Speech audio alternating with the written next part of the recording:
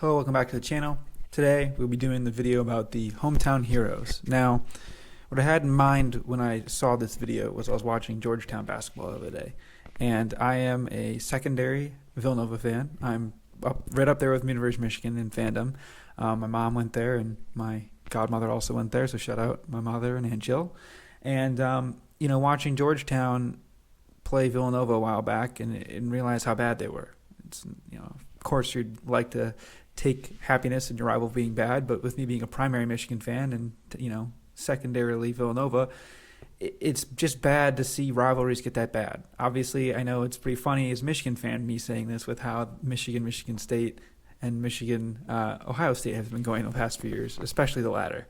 Now that we've won 2 in a row, it's nice to see, and everyone's kind of, I think, agrees that how much better it is now that Michigan and Ohio State are back to being a good rivalry. So looking at our good friends over here at Georgetown, they are currently 2-17 in the Big Ten. They just lost to Providence earlier, and 36 losses the last 2 seasons. They are 2-36, pending an at Creighton. They could be 2-37 in the Big Ten in the Big East in the last 2 seasons. That's completely unacceptable for a program of Georgetown's caliber. I mean, they just won't get rid of him, and it's mostly because he's a legend there. When you think of Georgetown basketball, you think of John Thompson, and you think of Patrick Ewing, the center. I mean, I guess Allen Iverson's the next guy up, right? And you think of Allen Iverson as well. So, when you think of one of the best movies of all time, in my opinion, The Dark Knight, right? Batman, The Dark Knight Rises, Dark Knight, and Batman Begins, that series. You hear the line, you either die a hero or you live long enough to see yourself become a villain. And, that's kind of what's happening to Georgetown fans right now. Like, if you were a younger Georgetown fan and you don't remember watching Ewing growing up, you're probably like, who the hell is this old man? Why does he suck? And why is he 2-37? And the only thing that he's ever done in his tenure is have that miraculous run where they made the tournament on that crazy, them winning the Big East tournament somehow. Like, that's pretty much all you got. And that was during COVID, I believe. So their win the other day, again, what was it? Their win against DePaul on January 24th was their first conference win since the pandemic.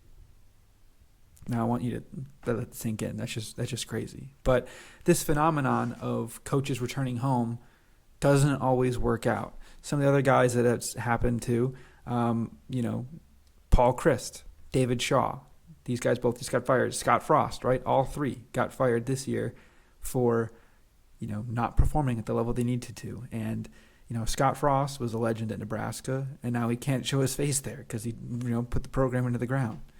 Paul Christ, kind of didn't nearly do as bad as Scott Frost, but he got fired at Wisconsin, your alma mater. That's just tough. Like, would you ever feel the same? I don't know. Like, because you always, every kid grows up dreaming, working in sports, whether that be playing it, owning a team, and it's like, would you want to own your own team? Would you want to play your team? Like, if you could, like, somehow, be in a different conference or a different side of the world. Like, I'm a Pistons fan. If I were to hypothetically work in the NBA, would I want to work for the Pistons? Maybe. Would I rather work for, the Blazers or something, where you never really interact with the Pistons? It might be a bit better.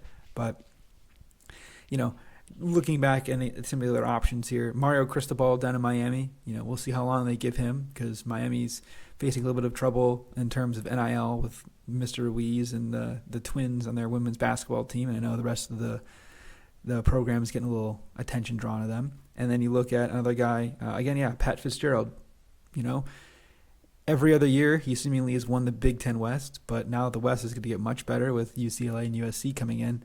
How much longer can he hang on, or will he be the team that moves over? I would imagine Purdue is going to move over to the East if they even keep East and West, but that we want to look at, because they didn't win a game on American soil this year. They lost to a D2 team, they lost to a MAC team, but they did beat the one game probably everyone watched was at Dublin Week 0, the first game of the year. They won.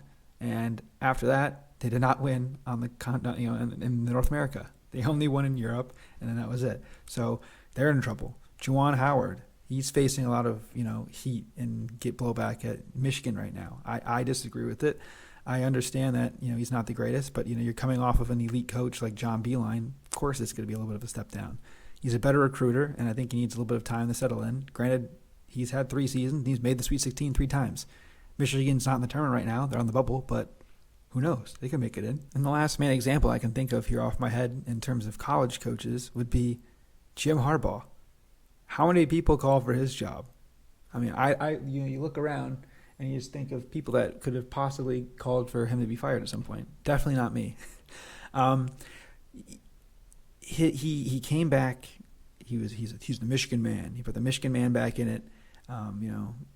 That was kind of lost, I guess, for a bit with the other coaches that we had before him. And then he came back in. He was the quarterback. He's like, we're going to bring it back to Bo. We're going to do everything like Bo. Hopefully not everything like Bo, but everything like Bo. We're going to get it back. Let's get it going. He was quirky. He was fun. He was sleeping over at kickers' houses. He was drinking Gatorade with his cereal, like Gatorade in the bowl with the cereal, things like that. And then he lost it for a while. You could feel and physically see the toll of losing at Michigan and having everyone hate on him and him suck there for a while, because he straight up sucked for a while. And it was just bad. Like he'd win all these games, we'd beat the brakes off all these teams, and then you'd play Ohio State, you'd play Michigan State, you beat Notre Dame, but then you'd play Ohio State, Michigan State, and Penn State, and you would lose on the road and even at home sometimes, every time. I mean, like the trouble of the snap game, the constant Ohio State murders of Michigan, and you could just see he was a shell of himself. And then you saw when Cade McNamara came in and saved Harbaugh's job against Rutgers in that game. We won that game and then won a few more. It was just like, okay, this team has life. We're back in it. We can do it.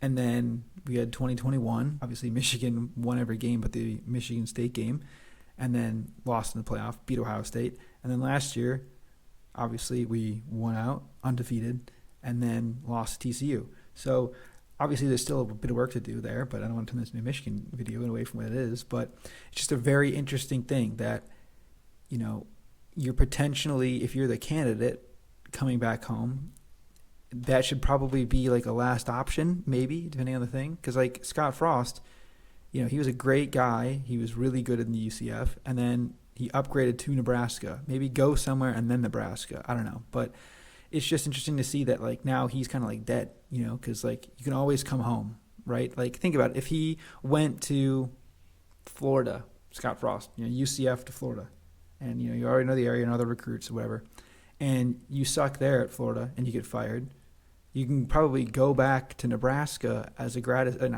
as a coordinator or something, and continue your career. But now it's kind of he's stuck. You can't go back home now. So buyer beware there. University, you could lose someone big, if Tom Brady got hired as Michigan head coach and stunk, can't do him anymore. If Georgetown ends up firing Ewing, they're not going to be able to ask him to come film a promo or cut a video for him. So that's done. There's a big risk that comes with that. So just be careful when they're hiring coaches. I know college basketball coaches will be hiring some people soon.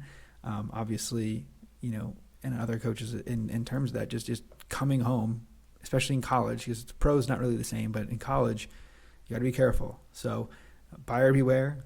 You live long enough to see yourself become a villain. That fits there, because people hate Scott Frost, people hate Ewing, and it's just tough to see. So be careful.